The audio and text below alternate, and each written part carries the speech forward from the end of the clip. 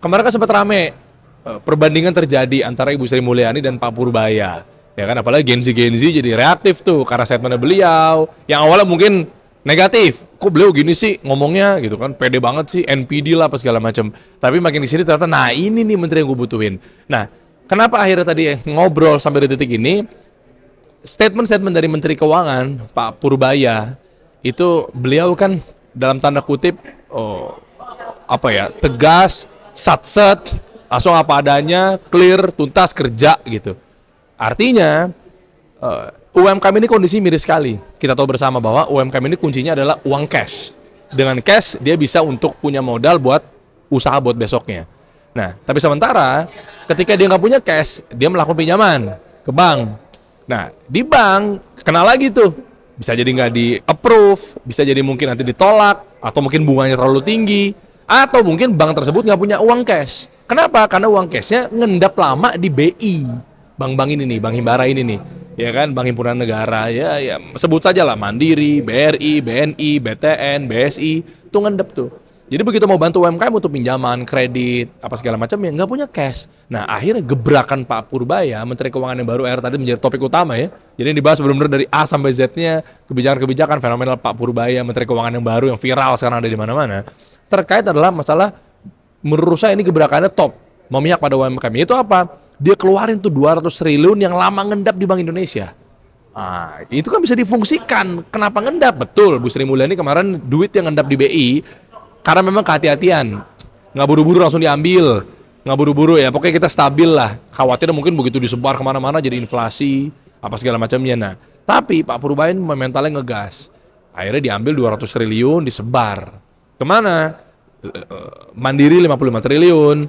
BRI 55 triliun, BNI 55 triliun, BTN 25 triliun, BSI 10 triliun. Tujuannya apa? Kita lihat, ternyata biar UMKM jadi bisa kredit. Karena di sana ada uang cash kan, bisa dapat pinjaman buat dia pengembangan usaha apa segala macamnya. Nah, itu menurut saya ini adalah langkah cerdasnya Pak Prabowo, Pak Presiden, mereshuffle Ibu Sri Mulyani, menggantikannya dengan Pak Purbaya. Kenapa? Yang modalnya sekarang tuh ekonomi benar-benar digas. Mungkin dengan segala hormat, positifnya Ibu Sri Mulyani kalau mau digas hati-hati nih memainkan dana APBN apa segala macamnya kan. Maksudnya mungkin gimana kalau Pak Purbaya itu perhitungannya kan cepet banget nih. Ya. Hitungannya mungkin udah pas atau belum? Ya itu dia sih. Jadi kalau menurut saya adalah gini. Dengan segala hormat, dan saya juga ngefans sekali sama Ibu Sri Mulyani gitu, dengan kehati-hatiannya, beliau luar biasa lah, kalau nggak mungkin dipercaya sama Bank Dunia, nggak mungkin nggak dipercaya sama IMF, apa segala macam saat itu ya. Tapi menurut saya adalah, kita kan sekian tahun ya, belasan tahun ya, saya lupa ya, Ibu Sri Mulyani udah bantu di sektor Menteri Keuangan gitu. Keuangan negara kan itu adalah jantungnya. Dan menurut saya adalah, Pak Jokowi menargetkan 7%, tapi negara ini mendarat 5%. 5, sekian lah, artinya tanda kutip lah bahasa kasarannya, ya nggak sesuai dengan target atau tidak tercapai. Dan kedua, nyatanya UMKM kita juga banyak yang susah. Nah, menurut saya adalah kalau dipakai ngerem terus, iya buktinya belakangan ini UMKM kita juga belum tumbuh-tumbuh amat loh, gitu kan, nggak maju-maju juga. Nah, Pak Prabowo kan orangnya kan, yang saya tahu tadi ngobrol juga sama PCO gitu kan, Pak Fitra apa segala macamnya, itu beliau tuh kayak, ya udah kita coba dulu, karena mindsetnya pengusaha. Coba dulu lihat, kalau memang gagal, qadarullah, yaudah yuk kita revisi, kita ganti. Beliau Pak Prabowo tuh begitu, jadi beliau tuh benar-benar memberi kesempatan. Nah makanya dengan ada gebrakan seperti ini, itu udah dihitung mateng mas. Dihitung matengnya luar biasa, 200 triliun itu udah benar-benar dihitung. Nanti ada TKD, transfer ke daerah seperti apa. Jelas tuh nanti stimulusnya kayak gimana, itu ada hitung-hitungannya mateng, jadi nggak sembarangan. Yang buat ke daerah tuh, alokasi dananya, itu nantinya apa, misalnya pelatihan UMKM, itu semuanya clear. Bahkan bank-bank tersebut lihat, kalau bentuknya serampangan harusnya bagi rata dong. Nah, misalnya tidak pakai ilmu Pak Purbaya dengan Pak Prabowo gitu ya. Ya udah sebar aja 200 triliun, sebar ke semua bank-bank Himbara plat merah gitu kan. Tapi nyatanya nggak dilihat mana yang permintaannya tinggi. Buktinya Mandiri, BRI, kita tahu bersama UMKM BRI kan paling banyak pakainya, 55 triliun. BSI 10 triliun.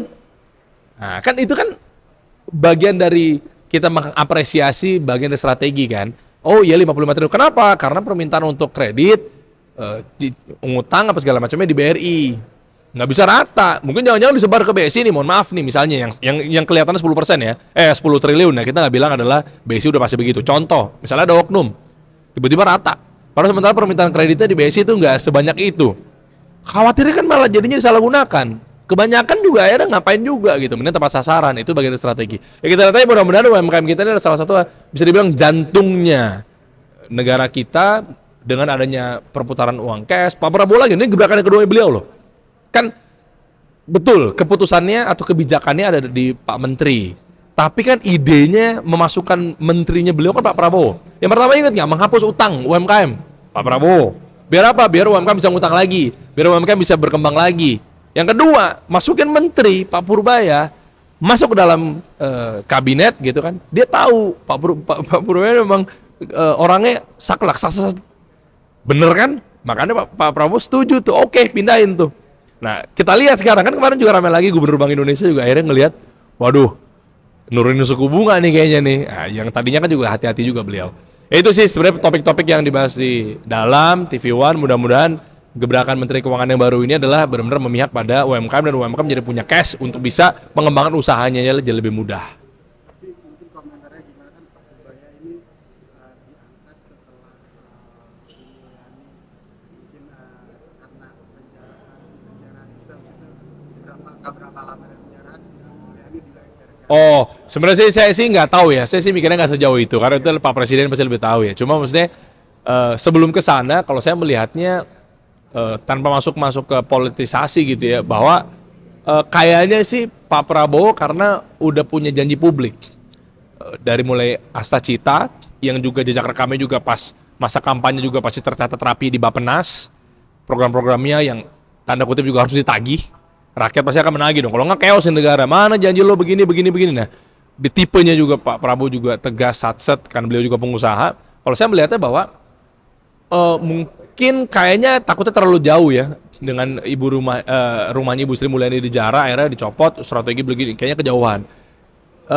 Kalau nggak ada historical, kalau nggak ada jejak rekam yang signifikan, mungkin bisa tiba-tiba misalnya Ibu Sri Mulyani, ya nggak tahu lah, mungkin baru pertama kali di kabinet, habis itu Jara, habis itu copot, apa segala macam, ya nggak tahu lah, tunggangannya mungkin bisa terjadi. Tapi kan Bu Sri Mulyani kan juga tanda kutip udah diberikan kesempatan belasan tahun. Berapa tahun Bu Sri Mulyani? 13 tahun ada kali ya? Ya kan segituan, berapa kali periode kan? Nama iya. Kalau saya lihat diganti bukan berarti buruk ya. Belum tentu. Bisa jadi mungkin saat itu beliau juga pasti ada kebijakan yang harus ditahan kan. Tapi kayaknya udah memang urgent harus digas. Karena kan saya pengusaha. Jadi kalau di pengusaha tuh ada istilahnya pedal gas, pedal rem kayak mobil. Kapan harus ngerem, kapan harus ngegas. Nggak bisa kita bakar duit terus-terusan. Nggak bisa juga terlalu ngerem. Kapan mau maju nih usahanya. Negara pun kan ini perusahaan skala besar. Jadi sehingga mungkin saat itu kondisi ekonomi harus direm. Sekarang kalau direm kapan ngebutnya? Karena mungkin saatnya kali. Nah makanya butuh digas. Nah kalau saya melihat itu, nah yang ngegas kayaknya bukan tipikal Ibu Sri Mulyani nih. Pandangan saya ya, tentunya Pak Presiden pasti punya pandangan lebih. Jadi kalau diajak ngegas, mungkin Ibu Sri Mulyani mungkin ibu, sosok wanita, kehati-hatian kan. Bahasa psikologisnya begitulah kalau saya. Udahlah coba deh menteri yang track recordnya. Saya tadi ngobrol juga sama Ibu Afiliani ya, bahwa ketua LPS saat itu Pak Purbaya itu udah dikenal sebelumnya memang orangnya cepat ceplos. Udah tahu, Pak Presiden udah tahu. Pak Presiden sudah paham beliau itu siapa. Nah makanya jadi kayaknya terlalu jauh kalau disangkut pautkan terhadap penjarahan rumahnya Ibu Sri Mulyani, akhirnya ujung-ujungnya paling akal-akalan untuk diganti. Bukan, kejauhan. Soalnya historical membaca bahwa tidak ada urusannya. Saya berani yakin 100% Pak Prabowo tuh ngeliatnya begitu. Karena jejak rekamnya Ibu Sri Mulyani, tipenya hati-hati, ditambah lagi jejak rekamnya Pak Purbaya di LPS itu orangnya memang begitu. Nah jadi dikumpulin jadi satu memang dia yang pantas. Nah, makanya itu ya bismillah. Baru sebentar Aman. Sekali lagi boleh. Apa terakhir? Pak Purbaya mungkin perbedaannya terhadap UMKM zaman Pak Purbaya walaupun baru ya sama Bu Sri Mulyani itu mungkin apa harapannya? Oh ya harapannya kan memang 64 sampai 67 juta UMKM ya di Indonesia gitu. Saya melihat bahwa kayaknya ini kabinet yang menurut saya proporsional. Kenapa? Karena Menteri UMKM-nya pun tipenya talk chair, Jos. Beliau bikin gebrakan anak muda juga kan, hitungannya muda juga lah, Bang Maman tuh emang, saya juga kenal beliau. Nah jadi Bang Maman pun juga tipenya bikin sapa UMKM, ya kan, gayanya koboi-koboi juga. Jadi menurut saya kayaknya emang tipikal Pak Prabowo ini untuk genjot yang ekonomi mikro adalah tipe-tipe koboi. Bang Maman lihat, simpel deh secara visual. Pakai batik biasanya kita begini, yang lainnya pada pakai batik, beliau kancing dua. Bang Maman Abdurrahman, Menteri UMKM kita. Gayanya, Mader, gitu. Aman semua ya, gitu kan. Lu gimana nih, kayaknya gitu. Oh, gue megas aja gue. Nah, di podcast saya juga ngomongnya begitu.